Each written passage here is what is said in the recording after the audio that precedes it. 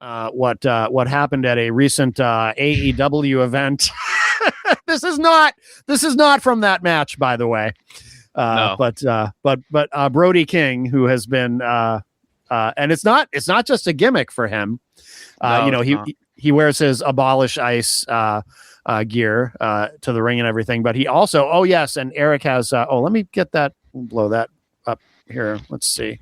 So people watching the video feed, if you're getting the podcast version of the show, audio only, Eric has a card that says Ice Out Now. And very nice, very nice.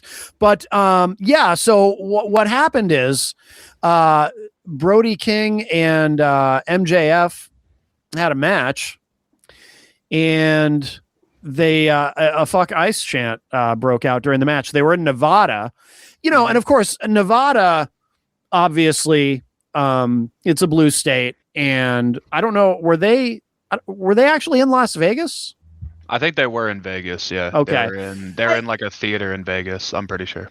Yeah, because that's a city where there's a large, obviously a lot of immigrants there working, so that might play a role in it. I give credit to TNT for letting it go. Yes. Yes. Not killing the arena mics. Because look, here's the deal. We as citizens, and I'm going to get on a little bit of a soapbox here, and so I apologize to both of you.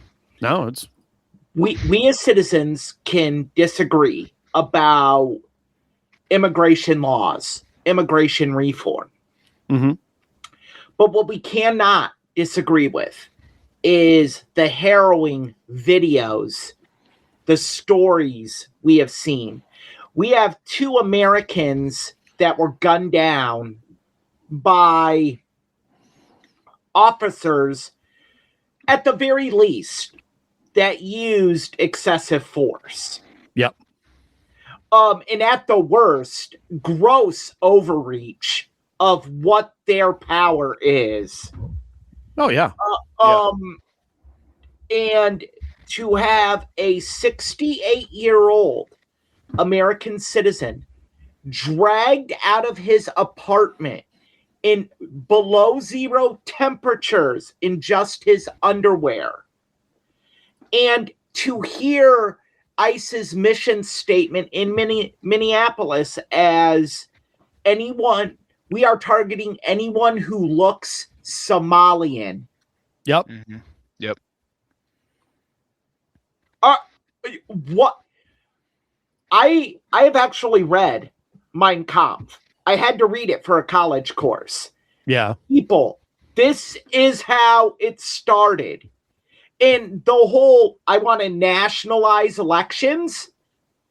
Yeah, those words were direct from Adolf Hitler. Elections should be nationalized. Mm-hmm. That was a decree in Mein Kampf, verbatim. Mm-hmm. So, Americans, what we have to do is we have to use our voice. We have to stand up and fight right now, any way we can. I see kids walking out of schools, and I see people admonishing them on Facebook. Senior citizens, they just want to get out of class. Maybe some of them. But what about the ones that are fighting for their future? Mm-hmm. What about the ones that have family members who are here on asylum that are getting that revoked daily? Yeah. What about what about kids who are going to school, have known no other life than to live here in the United States of America? They are being threatened with being removed because we are openly and actively trying to remove the birthright citizenship law. Mm-hmm. And do you know what will happen to those young people when they go back to their countries? They will be murdered. Yes. Yep. Murdered. Because they are looked at as traitors of the state.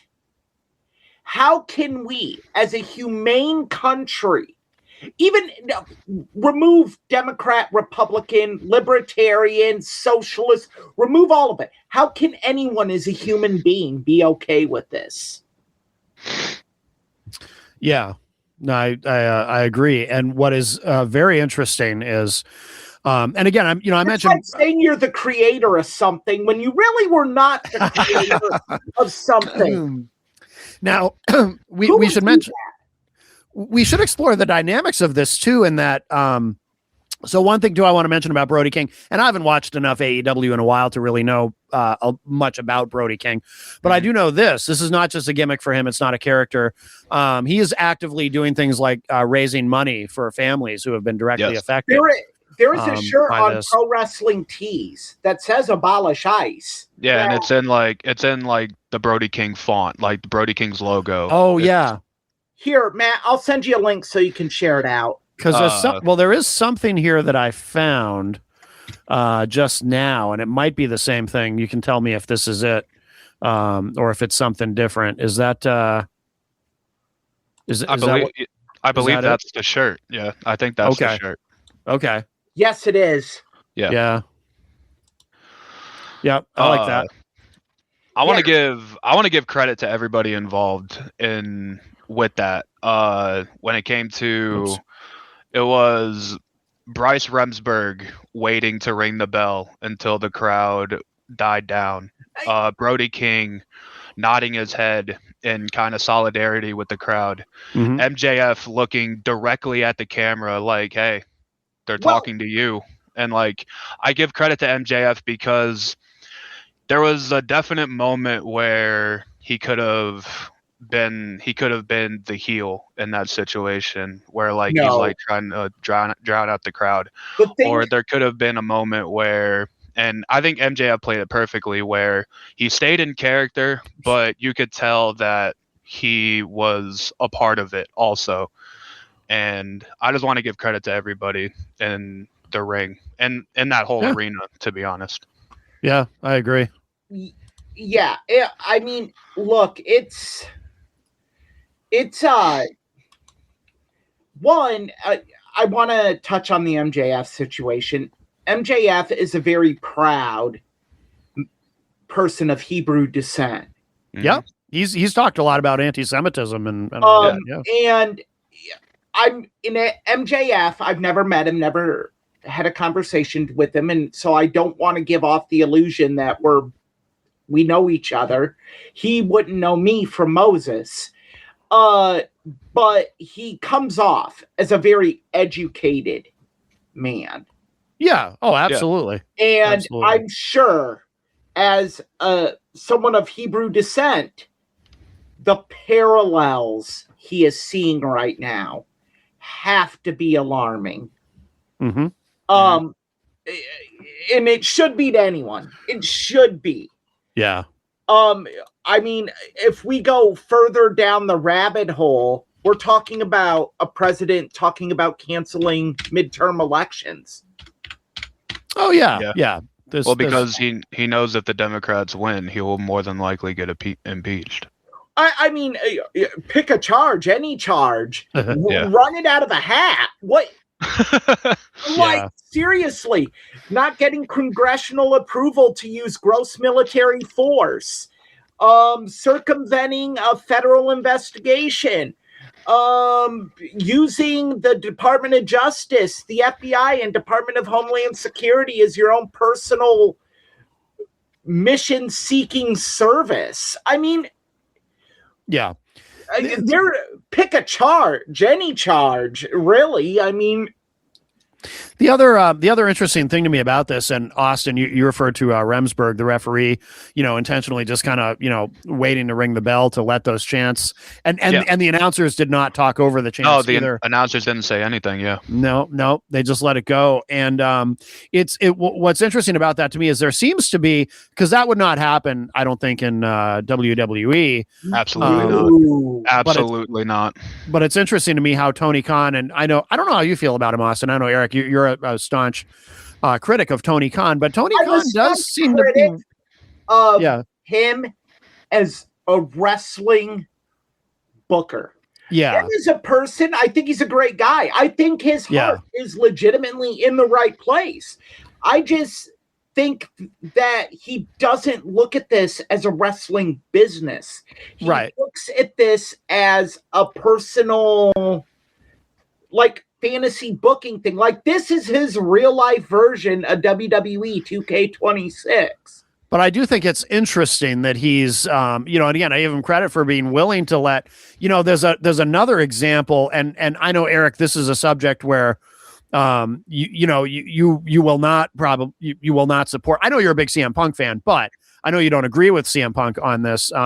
When Roe v. Wade was overturned, I don't know. I don't remember if it was on television or not, but I know there were live events. I think it was on television. He wore a shirt from Ray Gun that basically said people without ovaries shouldn't have a right to. Yeah, it was on. Yeah, he wore that on Dynamite. Yeah. Oh, he did wear that on TV. Okay. And obviously, and if he had been in WWE at that time, there's no way, no way that would have flown. No. Yeah. Well, so I give Tony Khan credit for that. I'm going to say one of my favorite owners. I won't say owners. I'll call them commissioners or presidents of pro sports organizations. I think he's the best right now, and is Dana White. And you could say whatever you want about Dana, but what he said, when a reporter said something about giving his fighters a leash, he got very offended by that because he's like, I don't give people leashes. Yeah. I let them say whatever they want. Yeah, that is true. That is true. He does. And I've actually interviewed Dana. So I can tell when Dana's not happy. I've been at a press conference when Dana was not happy. Yeah. And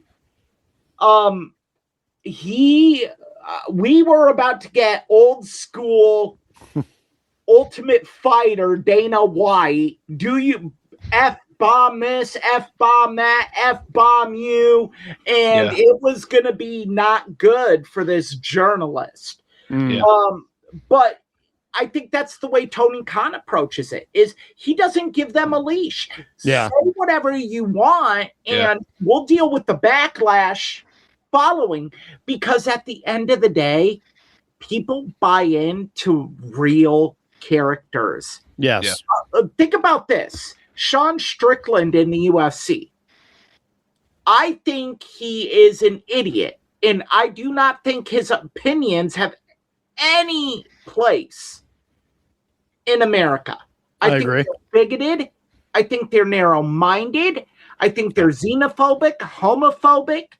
I think there's no place for him. But Dana lets him say it because it's his right to say it. Yeah. And look, at the end of the day, Dana White's running a business. And people, guys like that, it goes one of two ways, to quote the great Roddy Piper. Either you're going to pay to watch him kick someone's ass or pay to watch him get his ass kicked. Either way, you're paying to watch. Mm-hmm. Yeah. And that's the way it is. Same with Colby Covington. People are going to watch because either you want to see him get his ass kicked or you want to see him win. Right. Either way, your eyes are on the screen. Yeah. Right. So look, but I think this situation is different because there is so many things. This was on network cable TV. Yeah. This is at a point where AEW is kind of on rocky ground right now. Well, yeah. That's a big subject, but because of the merger, this wasn't just the wrestling bubble talking about this. Like CNN talked about what happened. Got a ton of mainstream attention. A lot of news outlets talked about it, and BBC News talked about it. Yeah. Yeah. And again, it kind of just shows like Tony Khan lets people have a voice, whether it's something on their gear that represents issues or something they say on a promo or something like that. Like, yes, this does not happen in WWE. If this was WWE, Triple H would have cut the feed entirely, and we would have been looking at a black screen for 20 seconds. He would have killed the house mics. They would have just muted it. I think they would have just muted it. That's what I mean. They would have killed the house mics. Yeah. And but like they would have petted up Michael Cole and Wade Barrett. Yeah. Yeah, they would have. There's so much AEW could have done, and kudos to them for not doing it. Yep, 100%.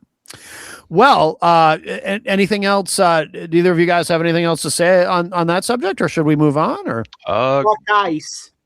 Yeah, good on AEW. Shout out to everybody involved, and fuck Ice. Yeah. Fuck Ice. All right, we're all in agreement here. I love it.